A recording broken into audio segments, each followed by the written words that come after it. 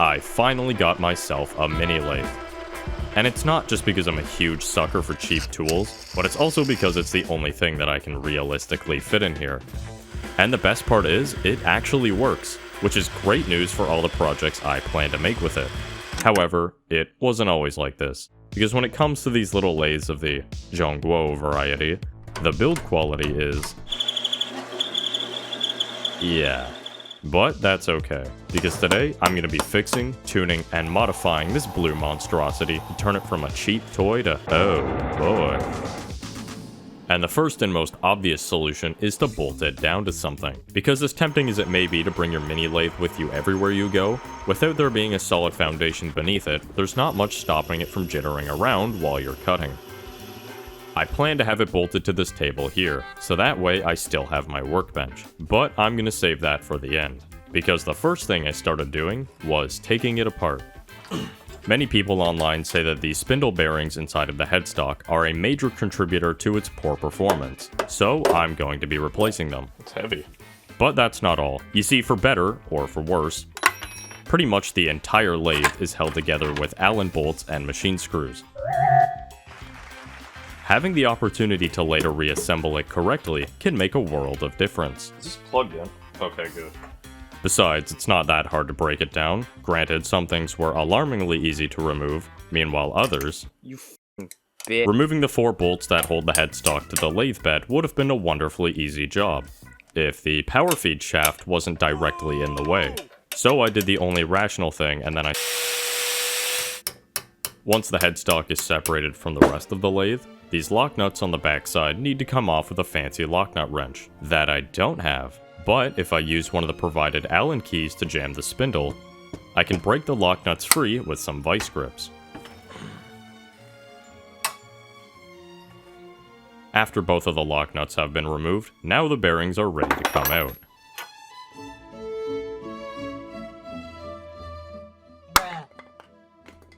Getting the bearings out of the headstock was a fairly easy process. I mean, all you do is just hit it like an ape. However, the same thing cannot be said about getting the last bearing off of the spindle. My first trick was to make a little jig with some stud bolts and duct tape, which was working until I ran out of room. So then I had the brilliant idea of suspending it between 2 really cheap jack stands that I definitely trusted my life and more or less this spindle. And you know, this would have been much easier with an actual bearing press, but let's be honest, if you're buying a lathe like this, chances are you don't own one of those either. This is dumb. The bearing got so stuck that I've probably stood here hammering on it for like 15 minutes before I just gave up. Thank the Lord. Ideally, you would want to do this in a way that doesn't mar up the spindle shaft, but given that the bearings are going to be living on either end of the shaft, it shouldn't really matter. And speaking of bearings, this lathe uses ball bearings. While ball bearings have the advantage of being able to spin really fast without melting themselves together, they aren't really designed to bear much axial load, which in the application of a lathe is not very good. But that's where these come in. Tapered roller bearings. While these aren't designed to spin quite as fast, they have the advantage of being able to behave both like a thrust bearing and a roller bearing at the same time, which should help a ton. And to make the installation process easier, I chilled out the bearing races while warming up the headstock overnight.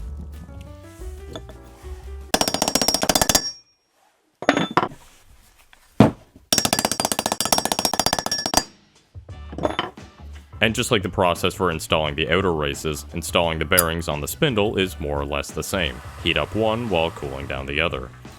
You know, not that it really matters though, because it certainly didn't make the process suck any less. But thanks to this tool I made from a steel pipe, I eventually got the bearing all the way seated. The last step for the spindle before it can go back into the headstock is to pack the bearings with grease. Now ideally, you would want to just completely engulf the bearings with grease, but because of the design of the headstock, any excess grease is just going to get pushed out, so I'm going to pack it with less, at the trade-off that they need to be re-greased at some point. And after the last bearing was tapped into place, the headstock is ready to go back on. But because the new bearings are a little bit wider, the stock spacer isn't going to fit. So as a temporary solution, I 3D printed a new one so I could set the preload on the bearings.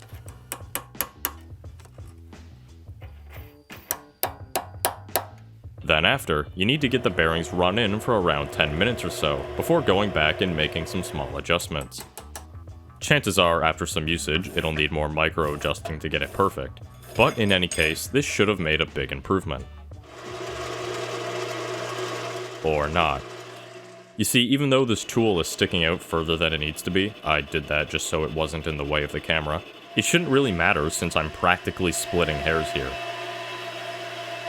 So I tried it again on a new insert, and on a different piece of steel. And while it is a bit better, something is still wrong. This is a tool holder, and this is a carbide insert. Long story short, I bought these cheap tool holders for my lathe, and generously packaged with them were these cheap inserts. My concern is that these cheap inserts are actually part of the problem. While it's nice to have them, they're nothing more than just something to get started with. So then, my solution to cheap inserts is... more cheap inserts. And while these do look suspiciously similar, having a closer look reveals that it not only has a different finish, but more importantly, they feel noticeably sharper than the other ones. Ow. So I swapped through a different tool with a new insert, also making sure to bring the tool closer this time, and I also tried running the lathe at a higher speed. So let's see if that made any difference. Okay, never mind, it didn't like that. So I switched back to the right-hand bar, but with a new insert. And you know what? Holy crap. That is not bad. But do you know what's not bad? The lathe's carriage.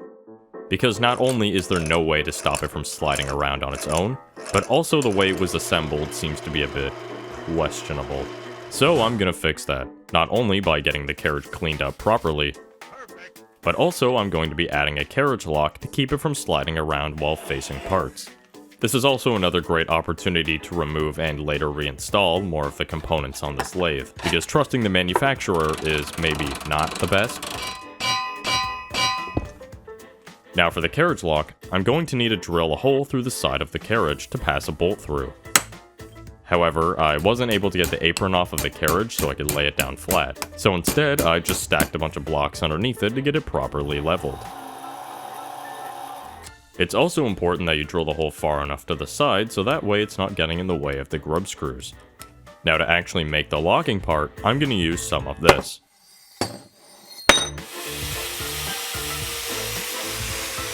After cutting it down to length, I need to knock out the two top corners so that way it matches the profile in the lathe bed.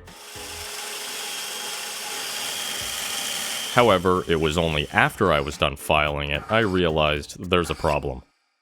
My plan was initially to drill and tap a hole for the screw to thread into, but I don't actually have the right size tap for the bolt that I'm using. So instead I grooved out a channel in the lock, so that after drilling a hole, I can weld a nut in the place of the threads, which left me with this. And you know, it would probably work just fine, but I'm almost positive it is immediately going to start rusting. So to prevent that from happening, I just got it really hot with a torch, and then I quenched it in some vegetable oil. In doing so, it leaves this nice black coating on the steel that'll prevent it from rusting. After putting the carriage back on, getting it properly adjusted, as well as giving it a fresh film of oil, I can show you how the carriage lock is going to work. When the screw is loose, the carriage is free to be slid around. But once I tighten the screw, the lock clamps down to the bottom side of the bed, fixing the carriage in place. Which is really handy as it prevents the carriage from getting pushed around while doing facing cuts. Speaking of cutting, remember earlier when I got those fancy new carbide inserts? Well, who could have guessed that buying cheap inserts to replace cheap inserts was a bad idea? Because the more I used them, I started to notice that something was wrong. While the old inserts had no trouble cutting the material, whenever I tried to hand feed with the new inserts, they would kind of just rub up against the material, which is strange because these are supposed to be the exact same dimensions. So for like 10 minutes, I kept swapping between the two, trying to figure out what was going on. Until eventually, however, I found the problem. When I tighten down the old inserts into the tool holder, it sits flush with the surfaces at the bottom and the side, which is great. But when I install the new insert, you can see that it's actually slightly misshapen, so not only is it lifting off at the bottom, but it's also not sitting square with the sides either. And that's bad. And the worst part is, I don't know if it's because these cheap inserts are made incorrectly, or if it's because this tool holder's made incorrectly and it only fits the inserts it came with. So to ease my sorrows, I reached for some of these. High-speed steel. The only catch, however, is they sell them in blanks, meaning you have to grind your own cutting edge.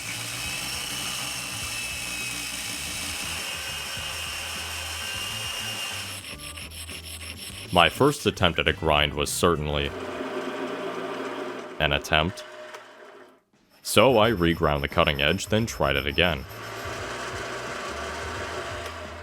And while it was getting better, it still isn't nearly as good as the old carbide inserts.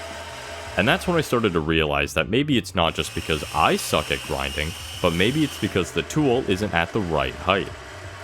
When I put a center punch into the lathe chuck, you can see that the carbide tool holder lines up with the center. But even with my vague attempt at getting the high-speed steel to the right height, you can see that it is in fact not centered. There is an easy fix for this, and that is to get shims to go underneath the tool to raise it to the correct height. But instead, I bought a new tool post. And it's not because I'm lazy, it's because these tool posts come with a handful of convenient tool holders that are not only easy to set the height, but also much sturdier. And besides, with this new tool post, I was able to make something actually useful. I made this steel ring that I'm now using as a spacer to replace the 3D printed one. And with that, I think it's finally time to mount the lathe.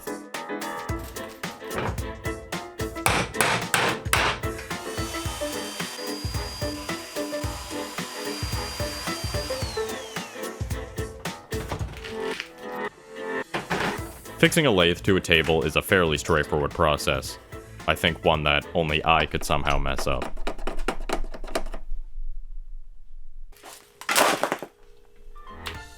But now that the lathe is actually fixed to something, it should be much sturdier now. I think that might actually be worse. Yeah, getting this table screwed into the wall is certainly on my laundry list. But for right now, I finally got a lathe. But now that begs the question, exactly how much did all of this cost? Well, the lathe was $774, then there was $40 for the spindle bearings, $185 for the tool post, as well as $60 for the tooling, and maybe like $3 in material for the carriage lock, which altogether brings the total cost to a whopping $1,062 for this machine. And if you ask me, a little over $1,000 for a lathe is not bad. And that's not to say that $1,000 is cheap, but when you factor in the average cost of a used lathe, that is not bad at all. Granted, there still is about a million other things I could do to improve this lathe, like fixing the tailstock that not only needs to be aligned, but is also just held on by a prayer. The lathe also isn't properly leveled as I just bolted it down. There's a ton of play in the crossfeed handle, and maybe one day I'll even upgrade the motor to something a little bit bigger. But even without all that, for the projects I have planned, this is definitely a step in the right direction. Thank you so much for watching this video, and if you enjoyed that, make sure to subscribe so you can check out some of my other projects. Anyways, that's all for today. Peace, guys.